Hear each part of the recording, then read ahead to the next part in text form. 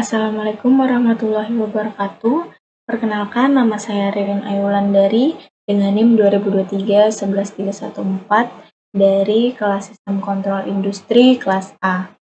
Jadi di sini saya akan menjelaskan mengenai sistem kontrol industri dalam proses sistem kontrol kontinu.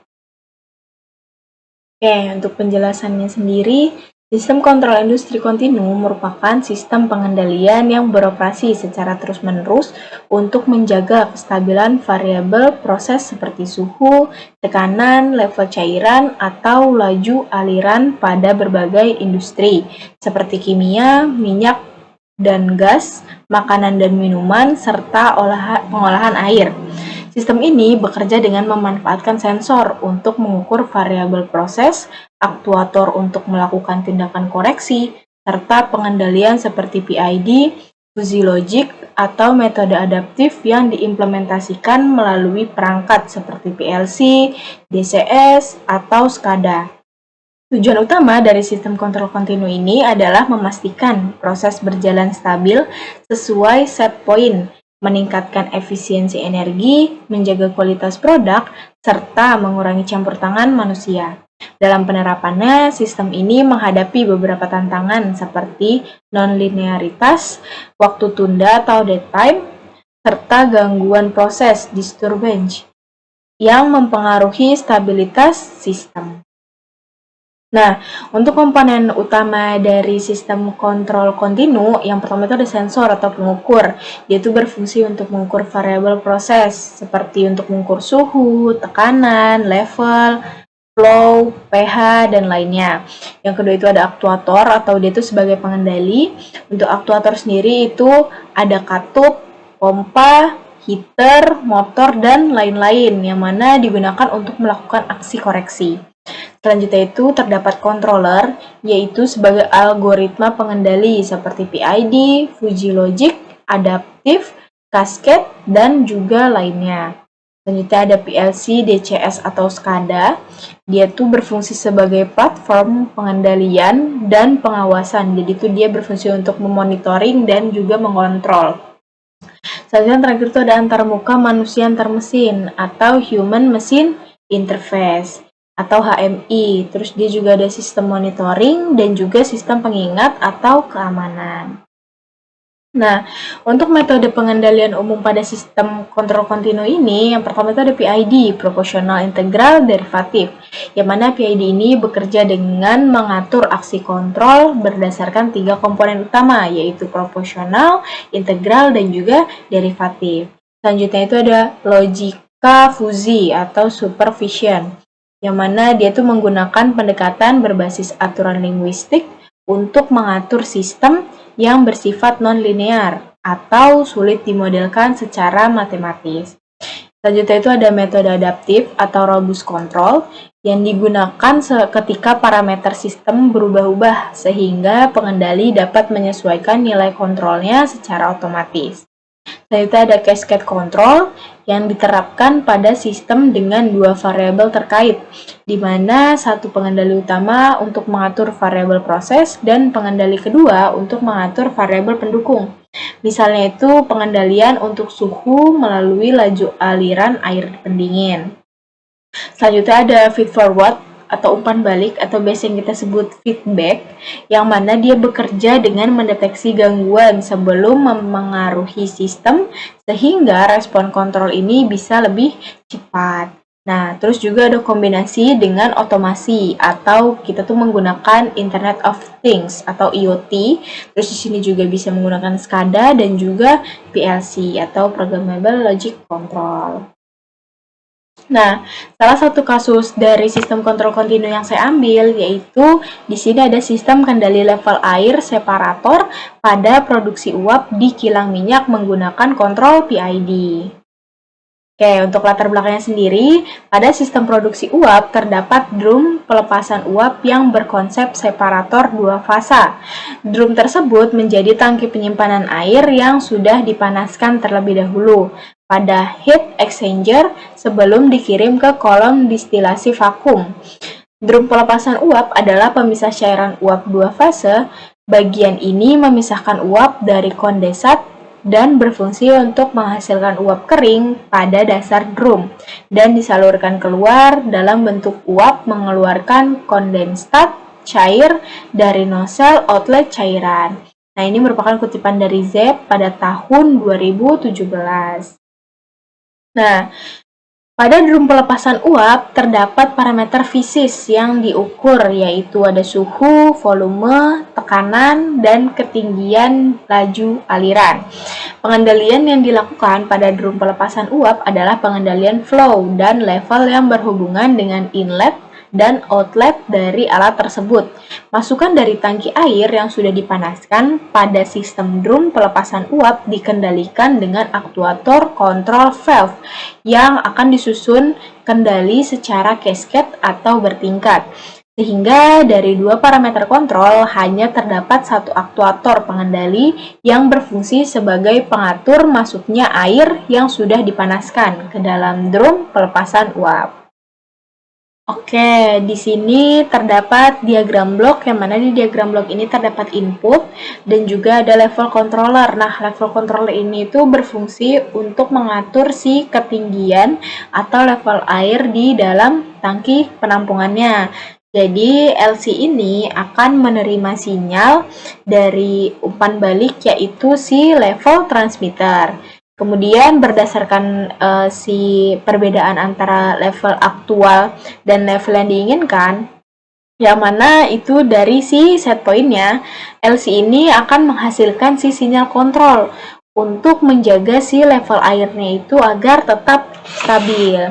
Jadi untuk output dari si LC ini itu biasanya menjadi input bagi si flow controllernya. Nah, selanjutnya di sini ada flow controller, yang mana untuk flow controller itu sendiri berfungsi untuk mengatur laju aliran air sesuai dengan perintah dari si level controller sebelumnya. Nah, FC ini itu akan menerima sinyal dari si flow transmitter, yang mana dia itu berfungsi untuk mengukur aliran sebenarnya. Jadi tujuan si FC ini itu untuk memastikan agar aliran air ini ke sistem itu sesuai dengan kebutuhan, yang mana itu berfungsi untuk mempertahankan si level tangki ini agar tetap stabil. Nah, untuk FC sendiri itu berfungsi untuk mengatur posisi dari si control valve atau CV agar debit air yang masuk atau keluar tangki itu sesuai dengan sinyal perintah. Nah, selanjutnya ini ada yang namanya control valve atau CV. Nah, control valve sendiri ini berfungsi sebagai aktuator utama, yang mana dia itu berfungsi untuk mengatur jumlah air yang akan mengalir. Nah, jadi untuk posisi buka tutupnya si control valve ini diatur oleh sinyal yang diterima dari si flow controller. Jadi jika level air ini menurun, maka valve akan membuka lebih besar agar debitnya ini meningkat. Begitu juga sebaliknya, jika level airnya ini meningkat, valve itu akan menutup agar debit airnya itu tetap stabil. Oke, nah selanjutnya di sini ada yang namanya flow transmitter. Nah, tadi kan flow transmitter itu kan berfungsi untuk mengukur si laju aliran di dalam pipa. Jadi, data yang nanti akan dikirim, jadi data dari si FT ini atau flow transmitter ini akan dikirim menuju ke flow controller, yang mana dia tuh tadi berfungsi untuk membandingkan dari nilai set point-nya atau dari nilai masukannya. Nah, pengukuran ini tuh penting, jadi agar sistem ini mengetahui seberapa besar aliran aktual dibandingkan dengan yang diinginkan. Jadi kita tuh membandingkan antara aliran sebenarnya dengan aliran yang kita inginkan seharusnya. Terus juga di sini ada level transmitter atau dia tuh biasanya disebut LT. Nah, level transmitter ini berfungsi untuk mendeteksi dari si tinggi permukaan air di dalam tangki penampungan. Jadi nilai dari pengukuran LT ini akan dikirim ke level controller untuk dijadikan umpan balik atau si feedbacknya. Jadi dia tuh berfungsi untuk membandingkan antara pengukuran saat ini dengan pengukuran yang kita inginkan. Jadi jika level air ini naik atau turun, dari batas yang kita inginkan, maka si controller ini akan memberikan perintah untuk mengoreksi. Gitu. Nah, di sini kan kemudian ada yang namanya proses aliran air menuju ke proses penampungan air.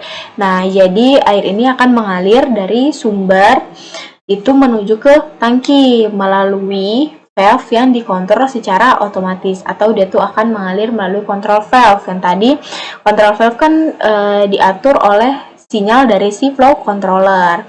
Jadi sistem ini tuh berinteraksi dengan flow controller dan level controller untuk menjaga si kestabilan operasi. Jadi agar sesuai dengan inputan yang memang kita inginkan. Nah, selanjutnya di sini ada proses separator dua fasa. Nah, jadi itu ini menunjukkan bagian pemisahan dua fasa antara gas cair atau cair dengan cair. Jadi air yang nanti akan dialirkan dari tangki itu bisa menuju unit separator untuk memisahkan campuran dua fasanya.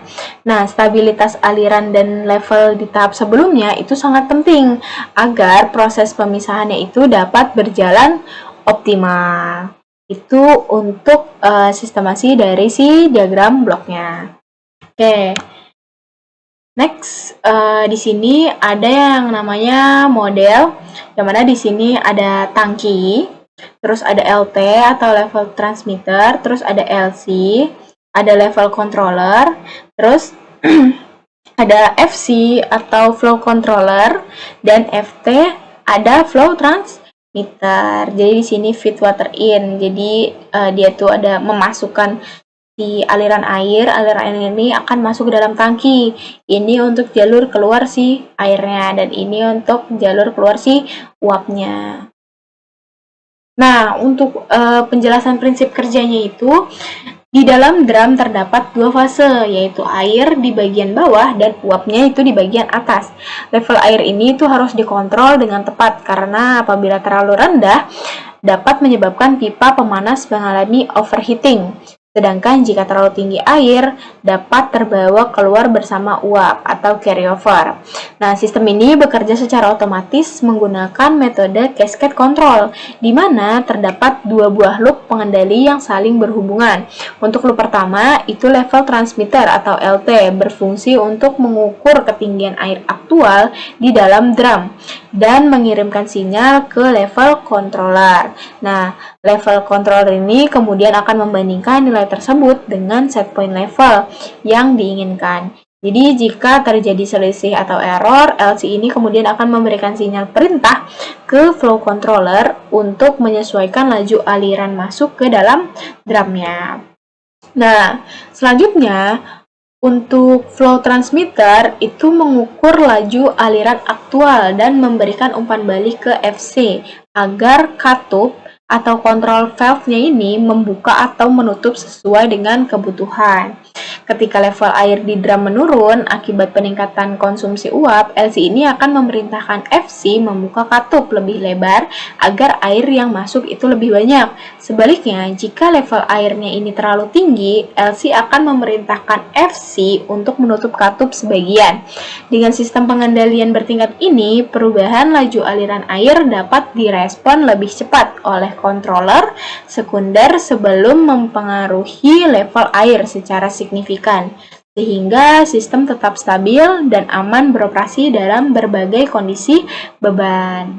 Nah, untuk kesimpulannya, sistem kendali level air pada separator produksi uap di kilang minyak ini dapat dikendalikan dengan efektif menggunakan metode cascade control dengan penerapan pengendali PID.